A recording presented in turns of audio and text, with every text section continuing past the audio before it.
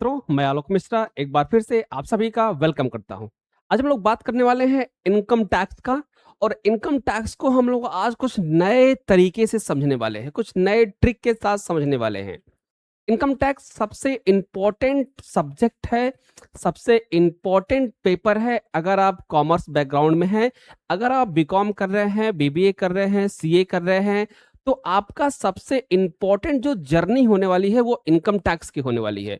तो income tax को कितने इजी तरीके से समझा जा सके, कितने इजी तरीके से पढ़ा जा सके, आज हम इसको समझेंगे।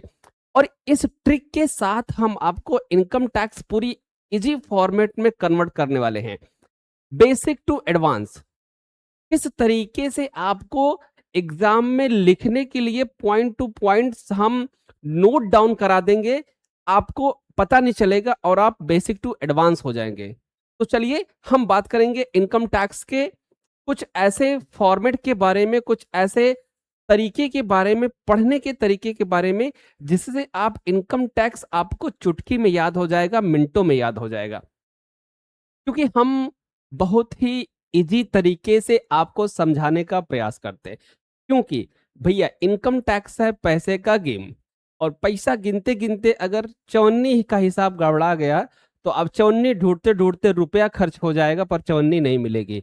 तो इसलिए जब भी इनकम टैक्स, अकाउंट्स, जीएसटी की बात आए तो बहुत माइंड के साथ कैलकुलेशन करिए, बहुत दिमाग के साथ कैलकुलेशन करिए, नहीं तो घाटा होगा, प्रॉफिट नहीं होगा। क्योंकि ये बात है बिजनेस की, ये बात है बिजनेस की। इसलिए बिजनेस में कुछ भी में 1 रुपए का भी लॉस बर्दाश्त नहीं है। इसलिए ये ट्रिक, ये सॉल्यूशन आप पूरी तरीके से नोट करिए, पूरी तरीके से आप समझिए कि कैसे आप एग्जाम में बहुत इजी तरीके से अपने क्वेश्चन का आंसर पुट अप कर सकते हो। तो चलिए स्टार्ट करते हैं basic to advance income tax का पॉइंट टू पॉइंट सॉल्यूशन।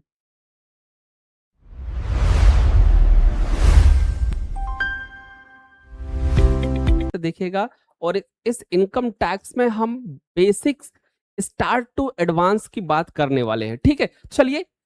और ये जो हम आपको मेथड बता रहे हैं वो आपको एग्जाम में लिखने के लिए सबसे सुटेबल मेथड है। समझिए कि आपको एक कहानी की तरह पूरा इनकम टैक्स रट जाए तो आप कम से कम 500 वर्ड आराम से लिख सकते हैं, 1000 वर्ड आराम से लिख सकते हैं। चलिए बात करते हैं इनकम टैक्स की। देखिए income tax, okay, income tax की अगर हम लोग बात करें,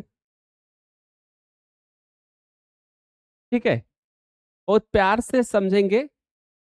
इनकम टैक्स की बात करें, ठीक है, तो इनकम टैक्स का स्टार्टिंग जो ब्रिटिश काल में हुआ था, अंग्रेजों के शासन व्यवस्था में हुआ था, वो हम सभी जानते हैं कि अंग्रेजों के शासन व्यवस्था में क्या स्थिति थी। तो हम ब्रिटिश काल से लेकर और इंडियन फ्यूचर तक सारी चीजें समझेंगे, भारतीय व्यवस्था तक सारी चीजें समझेंगे। ठीक है, तो हम शॉर्टकट में आते हैं पहले कि 1860 ये क्या थी, ब्रिटिश व्यवस्था थी। ठीक है, तो 1860 आया, फिर 1865 आया, हम लिख दे कहिए 1860 आया, 1865 आया, 1867 आया, हम कहिए तो आपको लिख दे, ठीक है, लेकिन लिखने से आपको थोड़ा सा टाइम पीरियड ज्यादा हो जाएगा। ठीक है, तो 1860, 1865, 1867, 1819, और एक बीच में क्वेश्चन और पूछा जाता है 1886। ठीक है, तो कहिए तो हम इसको लिख भी दें जैसे आप लोगों को डाउट ना हो। ठीक है, 60, 65, 67, ठीक है, 65, 67, 1865, 1867, उसके बाद आपका आ गया 1886। ठीक है, 1886, 1886 इसलिए इंपॉर्टेंट है क्योंकि पहली बार इनकम टैक्स का जो एक्ट बना था, अधिनियम बना था, वो 1886 में बना था। ध्यान रखना, ये 1886 क्या है, एग्जाम में लिखने वाली पॉइंट है। 1886 एग्जाम में लिखने वाली पॉइंट। ठीक है, तो 86 हो गया, और उसके बाद आपका आएगा 16, 17। उसके बाद जो लास्ट है ब्रिटिश काल की व्यवस्थाएं, लास्ट जो ब्रिटिश काल की है वो 1924 है। ध्यान देना, 1924 ये लास्ट व्यवस्था है, और ये कंटिन्यू है। कहां तक कंटिन्यू है, कंटिन्यू है 1961 तक। ठीक है, अब इस 1961 को हम समझेंगे तो यहीं से हम कॉपी कर लेते हैं। ये वाला फॉर्मेट हम लोग क्या करते हैं, कॉपी कर लेते हैं। क्लियर, बात समझ में आ गई। 1860 से स्टार्ट हुआ ब्रिटिश काल से और 1924 तक। तो ब्रिटिश काल कहां तक रहा, 1924 तक। तो एक क्वेश्चन और भी आपके पॉइंट आउट कर सकते हैं आप कि इनकम टैक्स में 1860 से 1924 तक क्या रहा, ब्रिटिश काल रहा, ब्रिटिश शासन की व्यवस्थाएं रही और ब्रिटिश रूल्स रेगुलेशन लागू रहा। ओके, हमारा देश जब आजाद हुआ तो हम यहां से कैरी फॉरवर्ड कर लेते हैं। तो ये 1924 किसका है, ब्रिटिश शासनकाल का व्यवस्था है और किसके द्वारा बनाई गई थी, सर जेम्स विल्सन के द्वारा। तो पहली बार जो टैक्स लिया गया था वो किसके द्वारा लिया गया था, सर जेम्स विल्सन के द्वारा पहली बार टैक्स लिया गया था या लगाया गया था। ओके, कब लगाया गया था, 1860 में। क्यों लगाया गया था, 1857 की जो युद्ध हुई थी, फ्रीडम फाइटर की युद्ध हुआ था, उसके कारण लगाया गया था। ओके, चलिए अब हम आते हैं आधुनिक युग में। अपने भारतीय व्यवस्था, हमारा देश जब आजाद हुआ उसके बाद का प्रोसीजर हमको पढ़ना है, उसके बाद का प्रोसीजर हमको समझना है। ठीक है, तो 1924 ब्रिटिश काल का लास्ट अमेंडमेंट था, ध्यान से पढ़िएगा। 1924 ब्रिटिश काल का लास्ट अमेंडमेंट था और 1924 में ही सेंट्रल बोर्ड ऑफ रेवेन्यू की स्थापना की गई थी ब्रिटिश के द्वारा। ये भी चीज आप ध्यान रखिएगा, 1924 में सेंट्रल बोर्ड ऑफ रेवेन्यू की स्थापना की गई थी, जिसको इन्होंने माना स्टैट्यूटरी बॉडी। ओके, अब इसके बाद पीरियड स्टार्ट होता है हम लोगों का, क्योंकि 1947 ये हमारा आजादी का पीरियड है, 1947। तो 1924 से 1947 के बीच का पीरियड जो रहा, ठीक है, तो ये 1924 वाला ही लागू रहा। उसके बाद हमारा जो इनकम टैक्स बना वो 1961 में बना। कब बना, 1961 में बना। हमारा देश कब आजाद हुआ, 1947 में। संवैधानिक तौर पर कब आजाद हुआ, तो संवैधानिक तौर पर हम आजाद हुए 1950 में। कब आजाद हुए, 1950 में। और हमारा एक्ट कब बना, 1961 में। ठीक है, मीन्स 11 साल बाद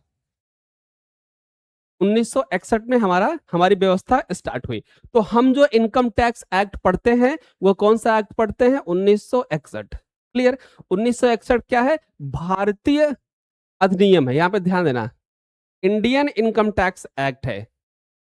चलिए इंग्लिश में लिख देते हैं, इंडियन आईटी एक्ट है। ठीक है, Indian IT act 1961, British IT act 1986। ध्यान देना, Indian IT act 1961, British IT act, income tax act 1961, British IT act 1886। Clear, अब बात होती है भैया यहां से बात की सिस्टम अब हमारा लागू होगा 1961 से। तो हमें जो बुक्स में पढ़नी है, हमें जो एग्जाम में लिखना है, हमें जिस पे काम करना है, वो हमारा है 1961। ठीक है, चलिए तो हमने शॉर्टकट में आपको यहां तक लेके आए हम 1961। यही हमारा कार्यक्रम है, income tax act. Income tax act 1961 कब लागू हुआ था, ये लागू हुआ था 1962 में, अप्रैल 1962 में। ये सॉरी 1962 में लागू हुआ था, 62 में, अप्रैल 62, 1962, अप्रैल 1962 में ये लागू हुआ था। क्लियर, चलिए आगे बढ़ते हैं। अब हम मान लेते हैं कि हमें पता हो गया कि भैया हमारा इनकम टैक्स 1961 है। अब बात करते हैं प्रोसीजर की। इसकी बात होगी, अब प्रोसीजर की बात होगी। प्रोसीजर की बात कैसे होगी कि भैया अब इनकम टैक्स लागू कैसे होगा, इनकम टैक्स लगेगा कैसे, गवर्नमेंट का प्रोसीजर क्या होगा, इस पे बात करेंगे। क्लियर, तो इस पे जब हम बात करेंगे तो सबसे पहले हम बात करेंगे कि क्या गवर्नमेंट सबसे टैक्स वसूल सकती है, क्या गवर्नमेंट सबसे टैक्स वसूल सकती है। जितने भी लोग इस भारत में रह रहे हैं, भारत की सीमा में रह रहे हैं, क्या गवर्नमेंट सबसे टैक्स ले सकती है, ये चीज आप नोट करिए। तो जी नहीं, गवर्नमेंट सबसे टैक्स नहीं ले सकती है। तो फिर गवर्नमेंट के लिए एलिजिबिलिटी क्राइटेरिया बनाना पड़ेगा। गवर्नमेंट क्या करेगी, एक एलिजिबिलिटी क्राइटेरिया डिसाइड करेगी और उस एलिजिबिलिटी क्राइटेरिया में जितने लोग भी आएंगे वो सबको क्या करना पड़ेगा, टैक्स पे करना पड़ेगा। ओके, तो फर्स्ट गवर्नमेंट क्या करना चाहेगी, तो सबसे पहले बात करेगी भैया कि हम इतने सारे पब्लिक में किससे टैक्स लेंगे, किससे टैक्स लेंगे। तो वहां पे बात आई रेजिडेंशियल स्टेटस की। किसकी, रेजिडेंशियल स्टेटस। हम इसको क्या बोलते हैं, निवासी स्थित बोलते हैं। क्या बोलते हैं, निवासी स्थित बोलते हैं। ठीक है, रेजिडेंशियल स्टेटस जिसको हम बोलते हैं निवासी। ठीक है, यहां पे बात हो रही है निवासी की, नागरिकता की बात नहीं हो रही है, निवासी की बात हो रही है। ठीक है, गवर्नमेंट ने एक फॉर्मूला निकाला, एक एलिजिबिलिटी क्राइटेरिया निकाली कि कोई भी व्यक्ति अगर भारत में रेजिडेंस है तो अब ये किस आधार पर रेजिडेंस होगा, तो अगर वह पूरे फाइनेंशियल ईयर में 182 डेज रहता है, पूरे फाइनेंशियल ईयर में 182 डेज अगर भारत में रहता है तो वो क्या कहलाएगा, रेजिडेंस कहलाएगा। क्लियर, और अगर वो रेजिडेंस कहलाता है तो वो गवर्नमेंट को टैक्स पे करने के लिए लाइबल है। ठीक है, अब जो रेजिडेंस नहीं है वो क्या हो जाएगा, नॉन रेजिडेंस। ये चीज आप ध्यान रखिएगा, जो रेजिडेंस नहीं है वो क्या हो जाएगा, नॉन रेजिडेंस। ओके, अब हमें नॉन रेजिडेंस से कोई मतलब नहीं है, हमें मतलब जिसको टैक्स लेना है, हमें रेजिडेंस से मतलब है। अब एक बात क्लियर हो गई कि भाई जो रेजिडेंस होगा वो भारत को टैक्स पे करेगा, गवर्नमेंट को टैक्स पे करेगा। ओके, अब नंबर 2, क्या जो व्यक्ति रेजिडेंस हो जाएगा, जो व्यक्ति रेजिडेंस हो जाएगा, क्या उसको तभी टैक्स पे करने पड़ेंगे, या उसकी जितनी वो टैक्स पे कैसे करेगा, उसको पता कैसे चलेगा कि हमें टैक्स कैसे पे करना है। ठीक है, तो गवर्नमेंट ने डिसाइड किया कि भाई इस व्यक्ति से टैक्स लिया कैसे जाए, इसको तो हमने रेजिडेंशियल स्टेटस बना दिया, बट इससे टैक्स लिया कैसे जाए। ठीक है, तो गवर्नमेंट ने क्या कर दिया कि भैया आप रेजिडेंस हो, आप क्या करो, हमको टैक्स पे करो, पर कैसे टैक्स पे करो, तो डिसाइड किया गया क्या, इनकम। क्या डिसाइड किया गया, इनकम। ठीक है, अब इनकम जस्टिफाई कैसे होगी, इनकम जो है वो जस्टिफाई कैसे होगी कि किस इनकम पर हमें टैक्स पे करना है। समझिए, किस इनकम पर हमें क्या करना है, टैक्स पे करना है, वो इनकम जस्टिफाई कैसे होगी। तो सबसे पहले बात करेंगे इनकम की। तो इनकम को यहां पे क्या कर दिया गया, पार्ट ऑफ इनकम। ठीक है, एक व्यक्ति की इनकम क्या क्या हो सकती है, किसी एक व्यक्ति की इनकम क्या क्या हो सकती है। तो सबसे पहले यहां गवर्नमेंट ने क्या कर दिया भैया, इनकम के बारे में जस्टिफाई कर दिया।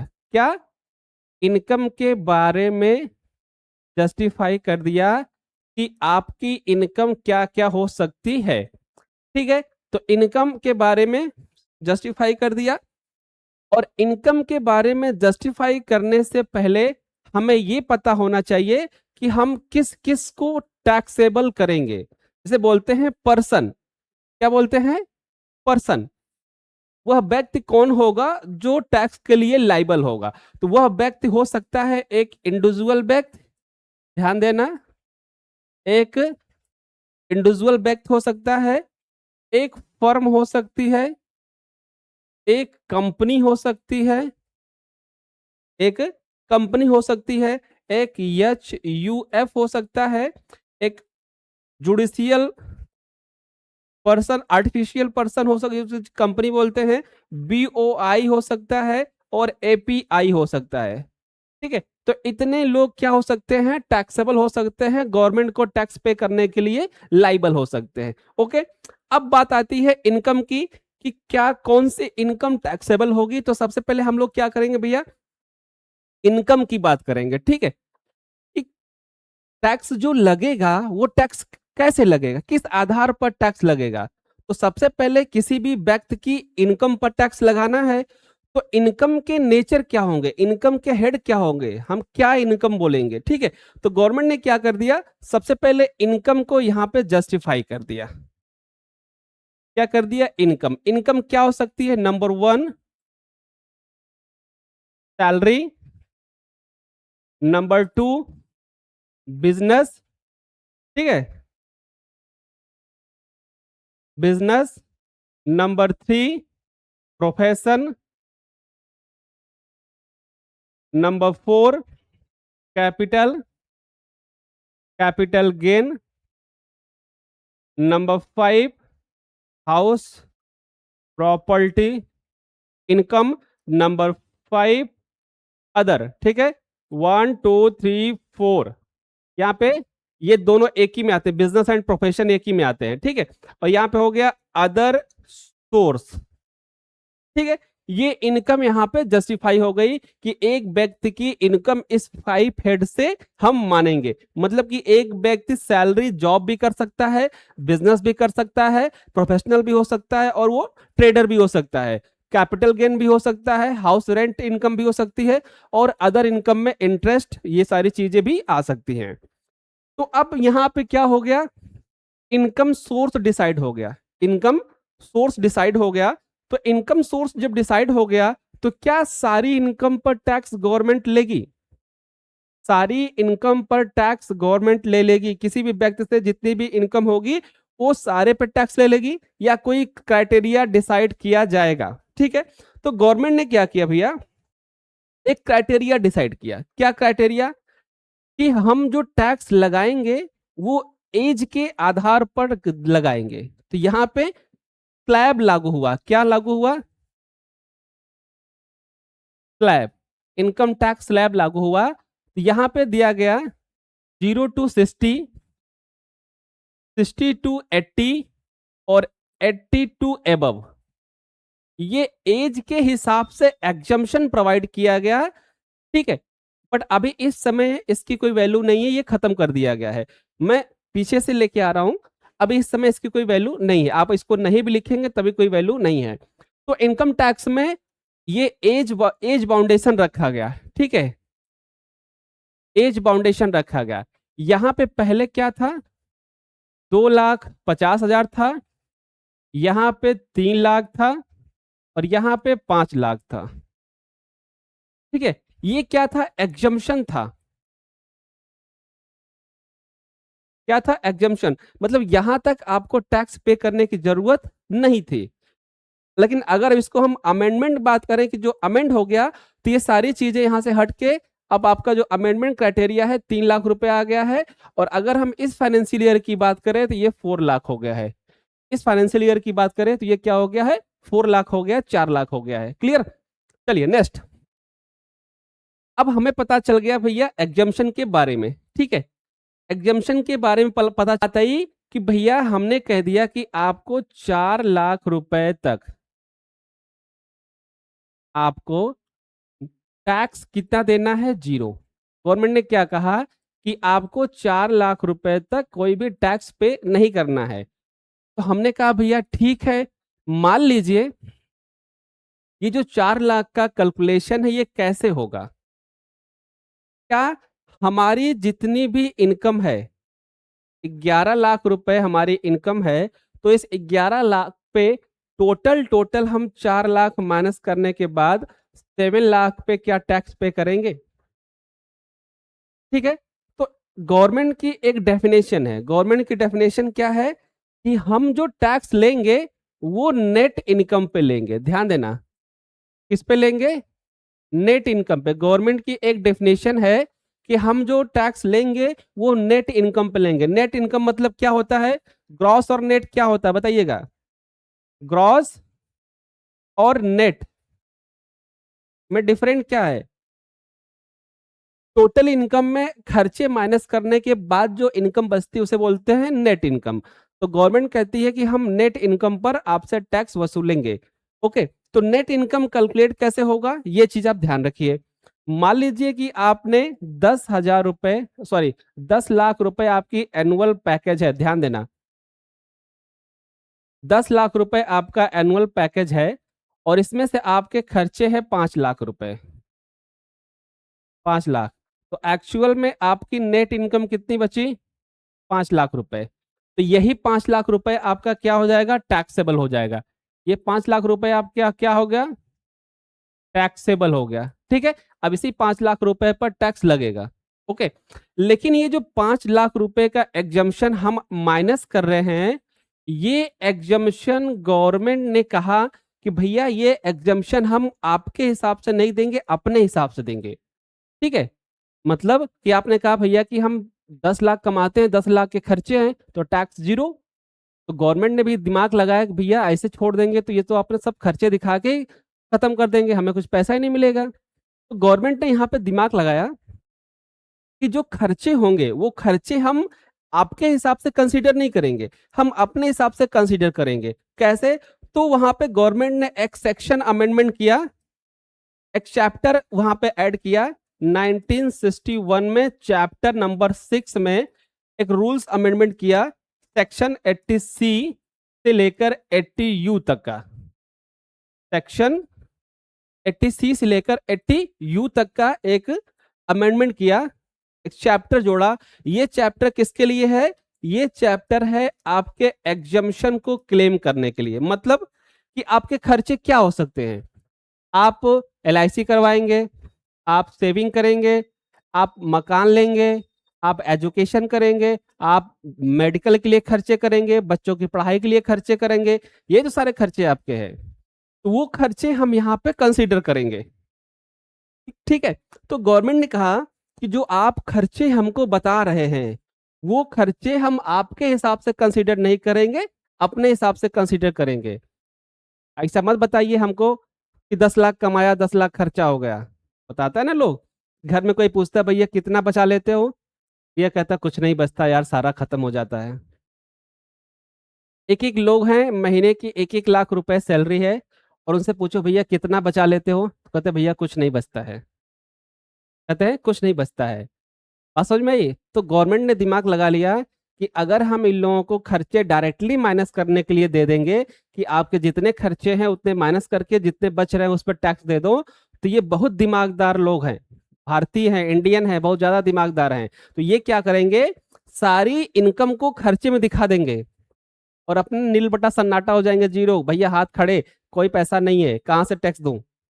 तो गवर्नमेंट ने अपना दिमाग लगाया यहाँ पे और क्या कर दिया, एक चैप्टर ऐड कर दिया एग्जम्पशन का, 80C से 80U तक का एक चैप्टर ऐड कर दिया। कहा कि अब जो खर्चे आप करोगे वो हमारे हिसाब से। ठीक है, क्या खर्चे आपके हैं? चलिए, आपके खर्चे हैं भैया कि आप चाहते हो कि हम अपना कुछ सेविंग कर ले, LIC हो गया, म्यूचुअल फंड हो गया, ठीक है, ये सारी चीजें हैं, बच्चों के नाम, बच्चियों के नाम, तो कुछ सेविंग कर ले।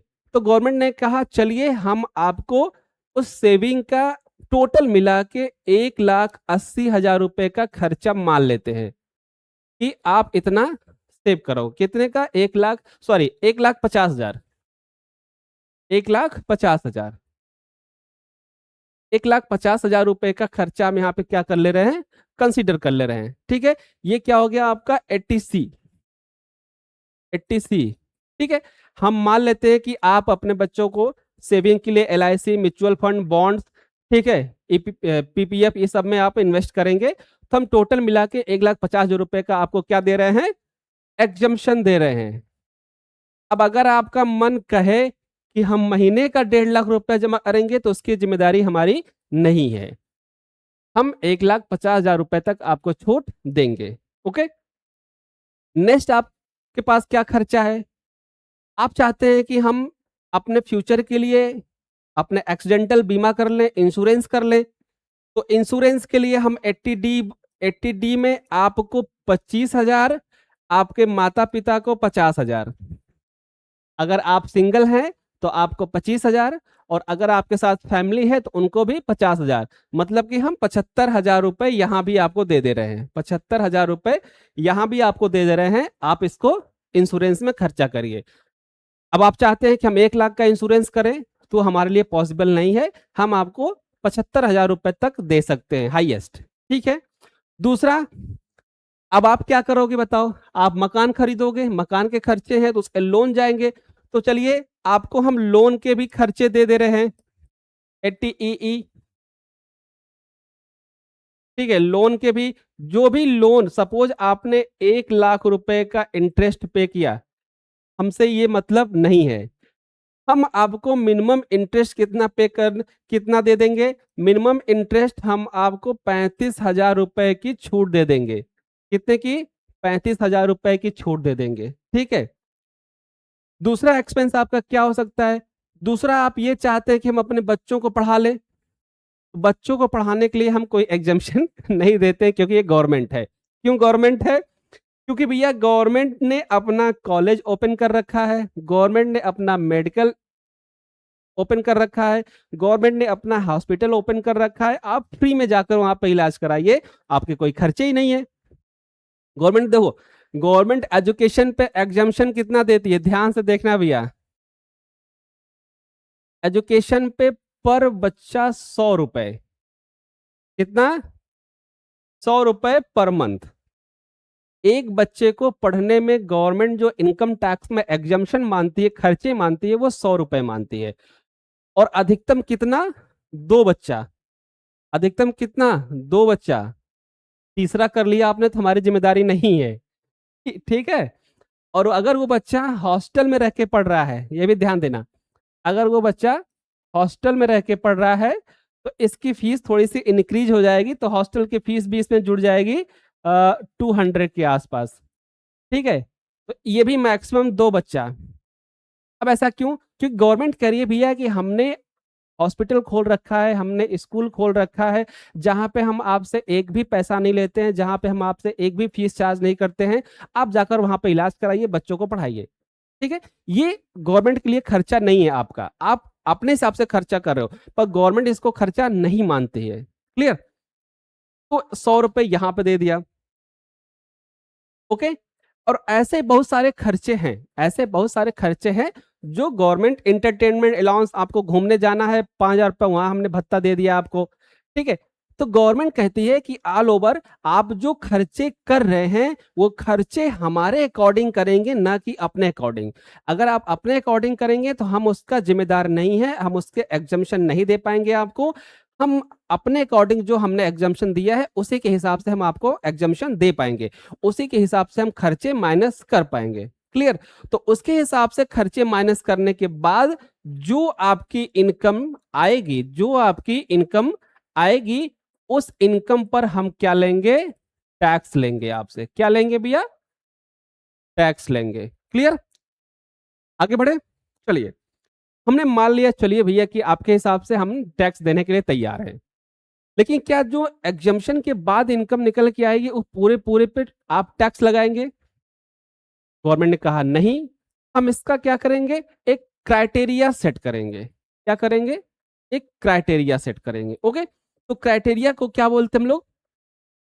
क्राइटेरिया को बोलते हैं हम लोग स्लैब रेट। क्या बोलते हैं? Slab rate. तो स्लैब रेट के अकॉर्डिंग क्या होगा? टैक्स लगाया जाएगा। अब स्लैब रेट के अकॉर्डिंग आपको टैक्स देना पड़ेगा। ओके। तो स्लैब रेट जो भी प्रेजेंट टाइम में होता है, उस प्रेजेंट टाइम के हिसाब से आपको टैक्स पे करना होता है। ओके। कि आपको जितना भी टैक्स पे करना है वो आप टैक्स हमारे अकॉर्डिंग पे करिए, जितना भी आपको खर्चा करना हो वो हमारे अकॉर्डिंग करिए।